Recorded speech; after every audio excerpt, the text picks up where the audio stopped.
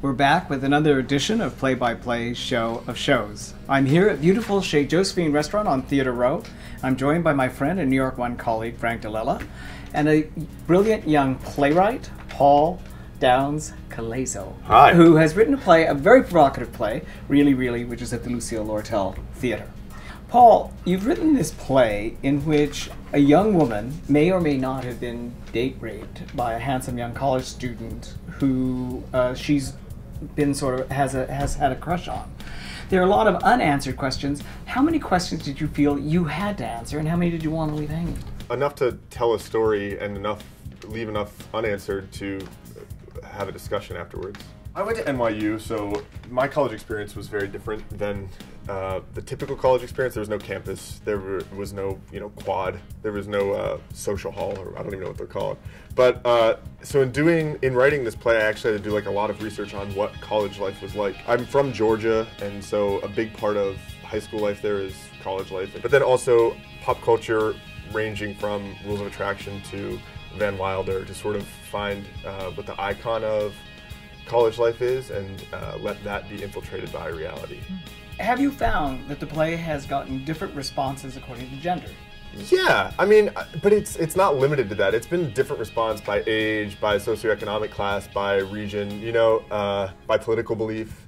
It's literally all over the map, and I try not to let on what I think about the events of the play, and just let people have their reactions at me if they stop me or talk about it. But it's varied, and it's often out of an eruption of their opinion comes, and that's a good thing, I think. You're a rising star in terms of the theater community here in New York City, with Really, Really being your first show on the New York boards. What have you learned from this experience? I've learned so much about the preview process and how important it is, and how much you really can change during previews. I've learned about working with actors from television, and working with actors who are dying to do a play, and working with young actors, which has been amazing. I think it was almost everybody's off-Broadway debut in the play, and that was so thrilling that we were all going through that together. And I've learned how much work it is, and how admirable it is that people stay in this business for so long, and what a tough skin you need.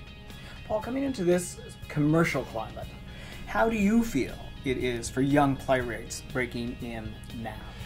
When I wrote the first draft of this play, there was no Roundabout Underground. There was no, there were no real initiatives to bring new voices to the scene, and it seems like that's really changed in the past 6 years. It seems like there's a hunger for what's next. Well, speaking of what's next, I understand that you are going back to the Signature Theater, where Really, Really had its world premiere down in Virginia, and you are going to go there with your new play, The Pride in the Falls of Autry Mill. It's very different from Really, Really. I did a lot of research on pride, and the difference between pride versus humility and pride versus shame, and what that means in a suburban culture where appearance really is everything and the truth is sacrificed for the veneer of happiness. Sounds fascinating and as provocative as Really, Really. Break a leg Thanks. on all your projects. Thank you. Thank you very much for joining us, Paul. Thanks, Frank, for joining us again. Thank you for joining us, and you can follow me at playbyplay@artinfo.com. Till the next edition, see you.